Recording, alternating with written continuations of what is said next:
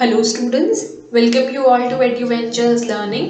आज का हमारा क्वेश्चन रिप्रोडक्शन चैप्टर से रिलेटेड है।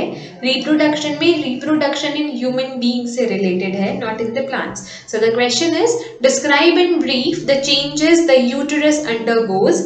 हमें उन चेंजेस के बारे में बात करनी है जो कि यूटेरस में होता है इन दो कंडीशंस में। पहला, टू रिसीव द जाइगोट, जब जाइगोट रिसीव करता है हमारा यूटेरस तब क्या चेंजेस आती हैं उसमें। और सेकेंडरी, अगर जाइगोट फॉर्म नहीं होता है तो यूटेरस में कौन सी चेंजेस आती हैं। दोनों ही कंडीशन में कुछ ना कुछ चेंजेस तो ऑफ कोर्स आती हैं, और दोनों कंडीशंस में जो चेंजेस आती हैं वो फीमेल बॉडी को बहुत सारे तरीकों से चेंज करती हैं। बहुत सारी ऐसी चीज़ें होती है जो कि हार्मोनल या फिर बायोलॉजिकल चेंजेस होती हैं। सो नेक्स्ट हम लोग देखते हैं कि रिसीव अगर हो जाता है जाइगोट तो यूटेरस में कौन कौन सी चीजें होती हैं। The answer is the uterus prepares itself every month to receive a fertilised egg और जाइगोट। हमारा जो यूटेरस है, फीमेल यूटेरस जो है, वो एवरी मंथ खुद को प्रिपेयर करता है किसी भी जाइगोट को रिसीव करने के लिए। इन शॉर्ट, एवरी मंथ एक फीमेल यूटेरस प्रिपेयर्ड होता है कि वो एक फर्टिलाइज्ड एग या फिर जाइगोट को रिसीव करेगा।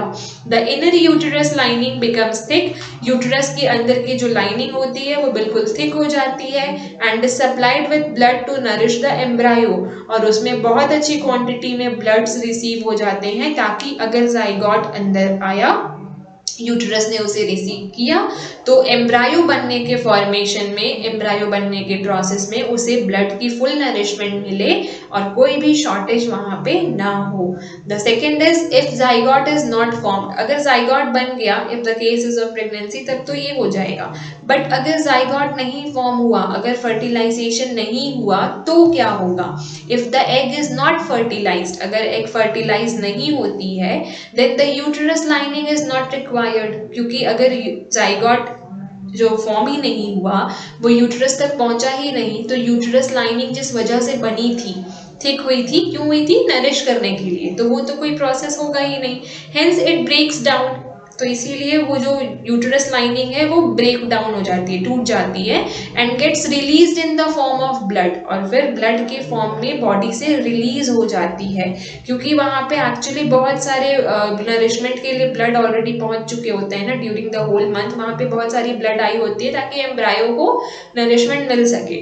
पर क्योंकि जाइगोट फॉर्म नहीं हुआ है तो वो जो ब्लड है वो बॉडी से रिलीज हो जाती है and mucus through the vagina.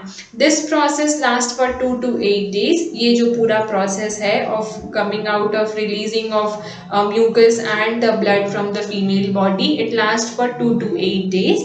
this cycle occurs every month।